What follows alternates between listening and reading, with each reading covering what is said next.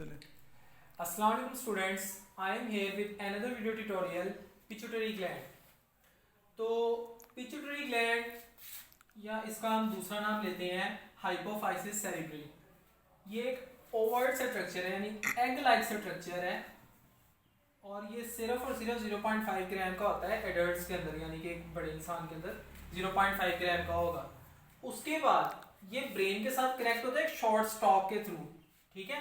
एक मटर like structure होता है और एक छोटा सा तने लाइक स्ट्रक्चर होता है, स्टॉक सी होती है, उसके साथ ये ब्रेन के साथ अटैच हुआ होता है। उस स्टॉक को हम कहते हैं इनफंडिब्यूलम, ठीक है। उसके बाद नेक्स्ट बात करते हैं कि इसके ना 3 लोब्स होते हैं, पोस्टीरियर लोब, मीडियल लोब और एंटीरियर लोब। जो anterior lobe of pituitary gland है, it is also known as master gland, ठीक है। इसको मास्टर ग्लैंड क्यों कहा जाता है, इसकी भी रीजन है। क्योंकि देखिए कुछ प्राइमरी हार्मोन्स होते हैं जो कि एक ग्लैंड रिलीज कर रहा होता है, कुछ हार्मोन्स होते हैं ट्रोपिक हार्मोन्स। ट्रोपिक हार्मोन्स क्या होते हैं कि उन्होंने दूसरे ग्लैंड्स की सीक्रेशंस को कंट्रोल करना होता है। तो ये प्राइमरी हार्मोन्स के साथ साथ ट्रोपिक हार्मोन्स को भी रिलीज करता है, इसीलिए हम इस लोब को मास्टर ग्लैंड कहते हैं। तो आप बाकायदा आगाज करते हैं anterior lobe of pituitary gland का। ये आपका इंपॉर्टेंट लॉन्ग क्वेश्चन है, बोर्ड में काफी दफा आया हुआ, right and note on anterior lobe of pituitary gland, ठीक है। तो पिट्यूटरी ग्लैंड जो है वो कौन कौन से हार्मोन्स रिलीज करता है, उनका वन बाय वन स्टडी कर लेते हैं। पहले हमने देखना है कि वो हार्मोन रिलीज कैसे हो रहा है, उसके बाद हमने देखना है कि उसका फंक्शन क्या है, उसके बाद हमने देखना है कि अगर वो ज्यादा रिलीज होता है तो हमें क्या नुकसान होगा, उसके बाद हमने देखना है कि अगर वो कम रिलीज होता है तो हमें क्या नुकसान होगा, ठीक है। तो सबसे पहले बात करते हैं सोमैटोट्रोफिक हार्मोन, या इसको ग्रोथ हार्मोन भी कह देते हैं। इसको हम STH से जो है ना वो एब्रीवेट करते हैं, सोमैटोट्रोफिक हार्मोन। ये ग्रोथ हार्मोन है और ये सीक्रेट मतलब इसकी सीक्रेशंस कंट्रोल कौन करता है, सोमैटोट्रोफिन रिलीजिंग फैक्टर, ठीक है। अब ये देखिए जो somatotrophin releasing factor, it is a tropic hormone, ये सीक्रेशन को कंट्रोल कर रहा है सोमैटोट्रोफिक हार्मोन की, ठीक है। तो वो सोमैटोट्रोफिन रिलीजिंग फैक्टर कहां से रिलीज होता है, हाइपोथैलेमस से। अच्छा, ये मैंने आपको बात पहले भी बताई थी कि हाइपोथैलेमस बहुत से जो हार्मोन्स है वो बनाता है, लेकिन वो सीक्रेट कहां पर होते हैं, एंटीरियर लोब में आके होते हैं। तो यहाँ पर आपको हाइपोथैलेमस का बार बार जिक्र होगा, तो आपने परेशान नहीं होना।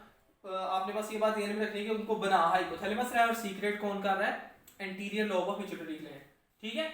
उसके बाद ये सारी जिंदगी रिलीज होता रहता है, हालांकि है ग्रोथ हार्मोन। एक स्पेसिफिक एज टाइम के बाद हमारे बॉडी के अंदर ग्रोथ रुक जाती है, ठीक है, लेकिन ये उसके बाद भी रिलीज होता रहता है। तो इसका जो मेन फंक्शन है वो तो ग्रोथ है, बिकॉज उसके नाम से जाहिर है it is a growth hormone. उसके बाद जब ग्रोथ रुक जाती है आफ्टर एडोलेसेंस, यानी बलूगत के बाद आपकी जो ग्रोथ है वो रुक जाती है, ये हार्मोन जो है तब भी रिलीज होता रहता है और प्रोटीन सिंथेसिस करता रहता है थ्रू आउट लाइफ। उसके बाद नेक्स्ट बात करते हैं कि ओवर सिक्रेशन से क्या होता है। अगर तो इसकी ओवर सिक्रेशन हो रही है हमारी ग्रोथ कंप्लीट होने से पहले, यानी छोटी एज में, तो हमें बीमारी होगी गाइगेंटिज्म।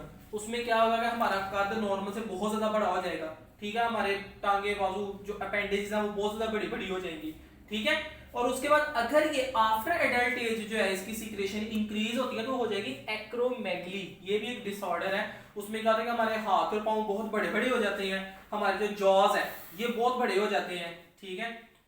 उसके बाद अंडर सीक्रेशन से क्या होगा, ड्वार्फिज्म, कद छोटा रह जाएगा, हाथ पांव छोटे छोटे से रह जाएंगे, ठीक है। तो ये अंडर सीक्रेशन और सोमैटोट्रोफिक हार्मोन की वजह से होता है। उसके बाद नेक्स्ट बात करते हैं जो दूसरा हार्मोन ये रिलीज करता है, it is thyroid stimulating hormone. Thyroid stimulating hormone की जो रिलीज है वो कौन कंट्रोल कर रहा होता है, थायराइड स्टिमुलेटिंग फैक्टर। और अगेन थायराइड स्टिमुलेटिंग फैक्टर किसकी तरफ से आ रहा होता है, हाइपोथैलेमस की तरफ से। उसके बाद नेक्स्ट बात करते हैं कि ये करता क्या है। इसने देखा ना नाम से जाहिर है कि थायराइड स्टिमुलेटिंग हार्मोन, इसने थायराइड ग्लैंड को स्टिमुलेट करना है कि अपने हार्मोन रिलीज करे। तो ये कैसे कंट्रोल होगा कि अगर तो थायराइड ग्लैंड्स के जो हार्मोन्स हैं वो हमारे ब्लड में कम होंगे तो इसकी रिलीज ज्यादा से ज्यादा होगी, और अगर वो ज्यादा होंगे तो इसकी रिलीज क्या होगी, कम होगी। तो यही यहाँ पे बात कर रहा है, if there is low level of thyroxine in blood its production increase and vice versa, कि अगर वो मतलब कि कम होगा तो ज्यादा, अगर ज्यादा होगा तो वो कम। उसके बाद नेक्स्ट बात करते हैं कि इसके फंक्शंस कौन कौन से हैं। तो it directly act on thyroid gland, नाम से जाहिर है क्योंकि थायराइड स्टिमुलेटिंग हार्मोन है, ठीक है। और ये कैसे उसकी जो रिलीज को ज्यादा करेगा, बढ़ाएगा, दो काम करेगा, एक तो जो थायराइड ग्लैंड है उसके नंबर ऑफ सेल्स इंक्रीज करेगा, और दूसरी बात ये कि उसकी सीक्रेटरी एक्टिविटीज वो इंक्रीज करेगा, यानी दोनों तरीकों से ये उसकी रिलीज को बढ़ाएगा। उसके बाद ये भी सारी सेल रिलीज होता रहता है हमारी बॉडी के अंदर, और उसके बाद ये मैक्सिमम कब रिलीज होता है, जब हमारे अंदर रैपिड ग्रोथ हो रही होती है, यानी टीनेजेस के अंदर उसमें रैपिड ग्रोथ हो रही होती है। उसके बाद जो तीसरा हार्मोन है वो है एड्रेनोकॉर्टिकोट्रोफिक हार्मोन या ACTH, ठीक है, इसे कॉर्टिकोट्रोफिक हार्मोन भी कह देते हैं। अब इसको कंट्रोल कौन कर रहा होता है, कॉर्टिकोट्रोफिक रिलीजिंग फैक्टर, और अगेन वो कौन भेज रहा होता है, हाइपोथैलेमस, ठीक है। जितने भी रिलीजिंग फैक्टर्स और इनहिबिटिंग फैक्टर्स है ना वो हाइपोथैलेमस ने भेजने हैं। उसके बाद कि ये है कि इट इज स्ट्रेस के अंदर ये रिलीज होता है। स्ट्रेस क्या, लेट्स से कोल्ड है, हीट है, पेन हो रही है, फ्राइट है, हम डरे हुए हैं, या कोई इन्फेक्शन है हमारी बॉडी में, तो वहां पर ये रिलीज होगा और वो जो एक स्ट्रेस कंडीशन है उसको रिलीज करवाएगा, उसको खत्म करेगा, ठीक है। उसके बाद नेक्स्ट बात करते हैं कि एब्नॉर्मल सीक्रेशन से क्या होता है, तो ये स्ट्रेस हार्मोन है। स्ट्रेस हार्मोन जो है वो जाहिर बात है कि एड्रेनल ग्लैंड रिलीज करता है, तो ये एड्रेनल फंक्शंस को डिस्टर्ब करेगा। उसके बाद लास्ट हार्मोन है gonadotrophic hormone. Gonadotrophic hormone actually it is a group of hormones जिसको हम गोनेडोट्रोफिक हार्मोन्स कह देते हैं, ठीक है। इसके अंदर फॉलिकल स्टिमुलेटिंग हार्मोन भी आता है, ल्यूटिनाइजिंग हार्मोन भी आता है। ल्यूटिनाइजिंग हार्मोन अगर फीमेल्स में होगा तो हम ल्यूटिनाइजिंग हार्मोन कहेंगे, अगर वो मेल्स के अंदर होगा तो उसे हम कहेंगे इंटरस्टिशियल सेल स्टिमुलेटिंग हार्मोन, ठीक है, ICSH।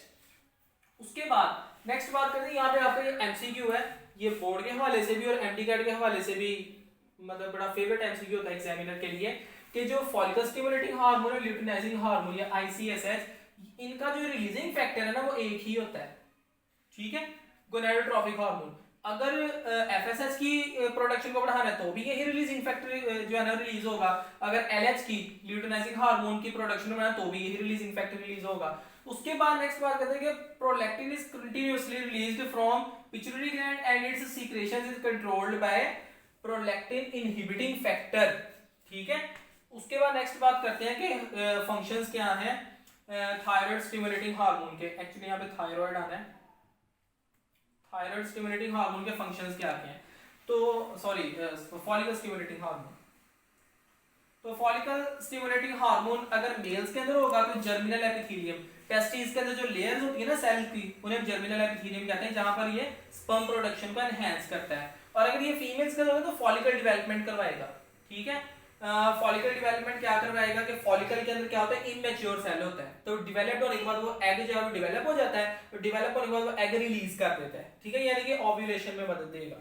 उसके बाद नेक्स्ट बात करते हैं ल्यूटिनाइजिंग हार्मोन। ल्यूटिनाइजिंग हार्मोन और फॉलिकल स्टिमुलेटिंग हार्मोन ये आपस में इकट्ठे वर्क करते हैं, और ये करते क्या है, ल्यूटिनाइजिंग हार्मोन जो है ये मैं फीमेल्स की बात कर रहा हूँ, ठीक है, रप्चर करेगा मैच्योर फॉलिकल को। जब एक फॉलिकल जो है ना वो मैच्योर हो जाती है ना तो उसके बाद उसको रप्चर किया जाता है, उसके अंदर एग बाहर आता है, ठीक है, तो उसको रप्चर करेगा, फाड़ेगा, फाड़ने के बाद उसमें से एग बाहर निकालेगा, जिस प्रोसेस को हम कह रहे हैं ओव्यूलेशन, फॉर्मेशन ऑफ एग। उसके बाद ल्यूटिनाइजेशन, जो फॉलिकल होती है ना ये लाइक व्हाइट कलर की होती है, ठीक है, जैसे जैसे ये मैच्योर होती जाती है ये येलो होती जाती है, ठीक है। तो ये जो उसका येलो होने का प्रोसेस है ना, ये उसका मैच्योर होने का प्रोसेस है, उसको हम ल्यूटिनाइजेशन कह देते हैं। तो ये ल्यूटिनाइजेशन का क्या मतलब होता है, टर्निंग येलो, यानी कि मैच्योर हो रही है of graphene follicle. Graphene follicle हम कहते हैं जो इमेच्योर फॉलिकल होती है उसे, ठीक है। तो ये जो इमेच्योर फॉलिकल है उसको पहले मैच्योर करेगा एंड एक्ट्स साइनर्जिस्टिकली, ये दो लफ्ज आपने याद रखने हैं। अगर दो हार्मोन्स एक दूसरे के अगेंस्ट वर्क कर रहे हैं तो उसे हम एंटागोनिस्टिकली कहते हैं, अगर दो हार्मोन्स एक दूसरे के साथ मिलकर वर्क कर रहे हैं उसको हम साइनर्जिस्टिकली कहते हैं। तो ये साइनर्जिस्टिकली वर्क करेगा प्रोलैक्टिन के साथ और क्या करेगा, कॉर्पस ल्यूटियम, कॉर्पस ल्यूटियम को मेंटेन करेगा। उसके बाद मेल्स की बात करें तो मेल्स के अंदर ल्यूटिनाइजिंग हार्मोन को कहते हैं ICSH, यानी कि इंटरस्टिशियल सेल स्टिमुलेटिंग हार्मोन। तो ये क्या करेगा, स्टिमुलेट करके इंटरस्टिशियल सेल को और प्रोडक्शन बढ़ाएगा टेस्टोस्टेरोन की, जो कि एक सेक्स हार्मोन है। उसके बाद लास्ट में जो बात करते हैं प्रोलैक्टिन, जो कि थर्ड टाइप थी इसकी गोनेडोट्रोफिक हार्मोन्स की। तो प्रोलैक्टिन क्या है, it stimulates the milk production, ठीक है, मिल्क प्रोडक्शन को स्टिमुलेट करेगा। और एक फंक्शन मैंने इसका आपको ऊपर बता दिया है कि ल्यूटिनाइजिंग हार्मोन के साथ साइनर्जिस्टिकली वर्क करता है। That's all from the anterior lobe of pituitary gland. If anyone have any question, he or she frankly ask in comment section.